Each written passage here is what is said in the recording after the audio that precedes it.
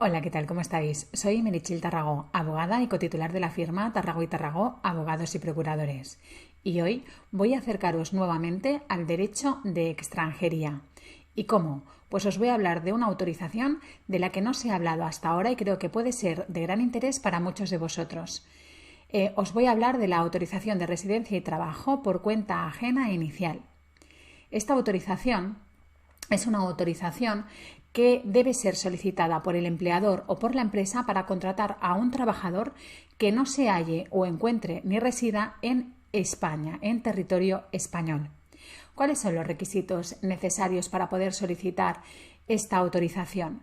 Bien, voy a ir detallándoos poco a poco, uno a uno. El primero y fundamental es que para solicitar este tipo de autorización no podéis ser ni europeo ni familiar de la Unión Europea. No podéis encontraros irregularmente en territorio español. Eso significa que podéis estar en periodo de estancia, eso sí, aquí, o podéis en situación de prórroga de estancia y podríais entonces solicitarlo desde aquí, pero si no, siempre tiene que ser desde origen. No podéis tener antecedentes penales en vuestro país ni en los países anteriores donde hayáis residido durante los últimos 5 años. No podéis tener prohibida la entrada en España, no podéis ser rechazables ni además estar dentro del periodo de compromiso de no retorno si lo habéis firmado. Pero además de todo ello es importante que la situación nacional de empleo permita la contratación de ese extranjero. Es decir, no se va a poder contratar a cualquier persona extranjera por el hecho de no ser comunitaria y que cumpla con los anteriores requisitos que os acabo de comentar, sino que además solo vais a poder ser contratados si se dan las siguientes condiciones que ahora mismo os paso a detallar. La primera y fundamental es que si la ocupación que se va a desempeñar o que va a desempeñar ese trabajador extranjero en la empresa está incluida en el catálogo de difícil cobertura que el Servicio de Empleo Público Estatal, el SEPE, publica trimestralmente, se va a poder contratar a ese extranjero. Es decir, siempre hay que tener en cuenta la situación nacional de empleo. Hay que decir que ese catálogo de difícil cobertura desde hace muchos años no cambia y es muy difícil cubrir alguna de las profesiones que se ofertan. La otra vía sería la de que la empresa haya probado de contratar a alguien aquí en España, nacional o residente, no haya podido cubrir el puesto de trabajo, decida publicar una oferta en el SEPE y si pasado un tiempo nadie demanda ese puesto de trabajo, el SEPE emitirá un certificado y permitirá la contratación de ese extranjero. Otra opción es que se trate de algún nacional de alguno de los países con los que España tenga convenio internacional, como es Chile y Perú, que podrían ser contratados directamente. Y hay una última opción, que es cuando el extranjero puede acreditar o la empresa puede acreditar que quiere contratar a un extranjero mediante el artículo 40 de la Ley de Extranjería para cubrir un puesto de confianza, apoderado, administrador de una empresa. Si estáis en alguno de estos supuestos, hay que presentar un contrato de trabajo firmado siempre por el empleador y el trabajador que garantice al trabajador una actividad continuada durante el periodo de vigencia de la autorización para residir y trabajar en España.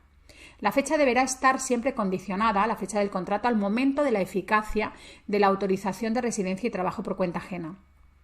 Las condiciones fijadas en el contrato de trabajo se deberán ajustar a las establecidas por la normativa vigente. Si el contrato fuera suscrito por un tiempo parcial, la retribución deberá ser igual o superior al salario mínimo interprofesional para la jornada completa y siempre en cómputo anual. El empleador solicitante deberá estar inscrito en el régimen del Sistema General de la Seguridad Social y encontrarse al corriente del cumplimiento de sus obligaciones tributarias frente a la Seguridad Social y frente a Hacienda.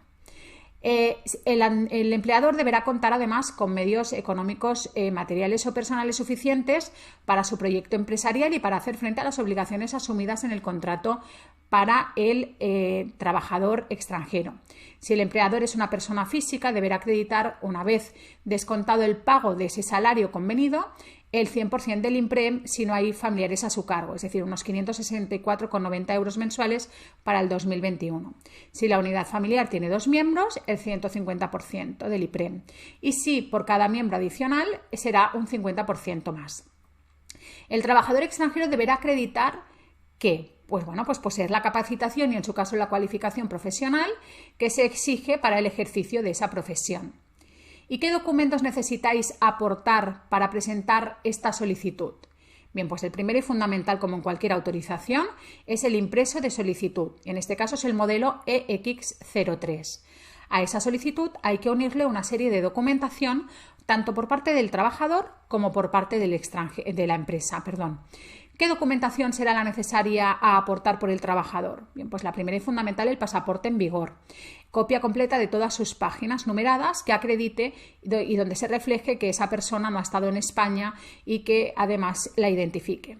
Además, documentación que acredite la capacitación o la cualificación necesaria para poder optar a ese puesto de trabajo.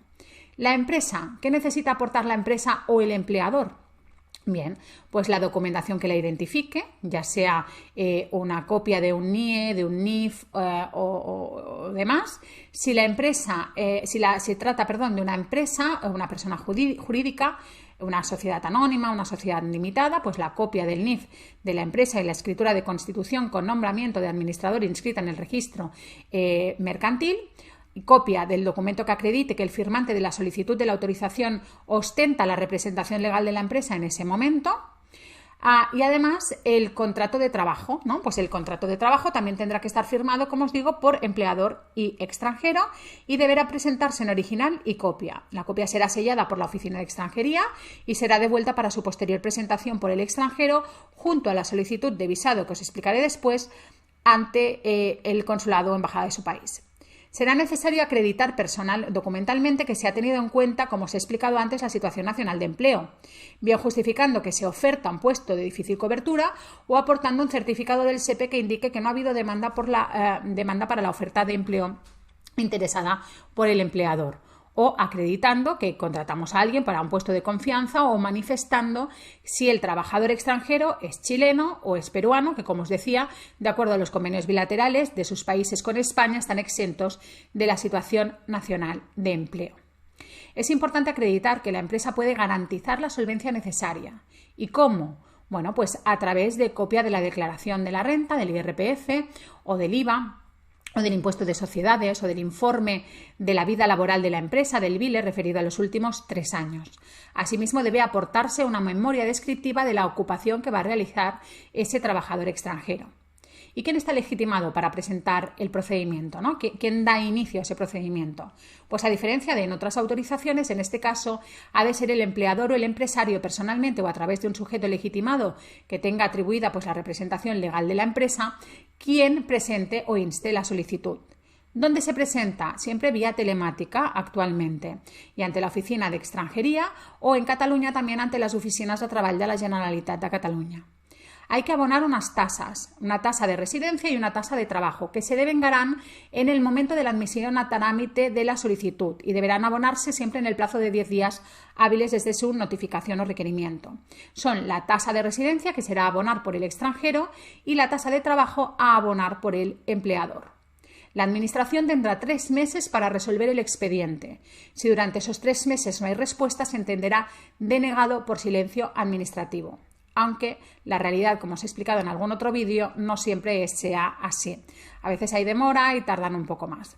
Transcurrido el plazo, si la solicitud es afirmativa, es decir, se concede la autorización, esa autorización debe ser enviada al extranjero porque tendrá un mes para solicitar el visado ante la misión diplomática o consular de su demarcación o residencia.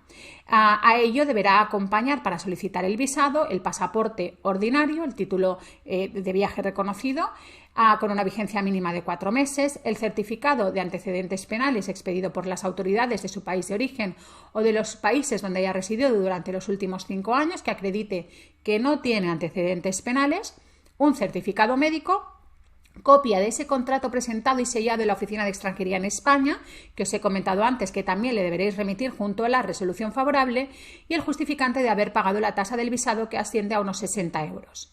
La misión diplomática tiene un mes para resolver y, notificada en su caso la concesión de visado, el trabajador deberá recogerlo personalmente en el plazo también de un mes desde la fecha de la notificación.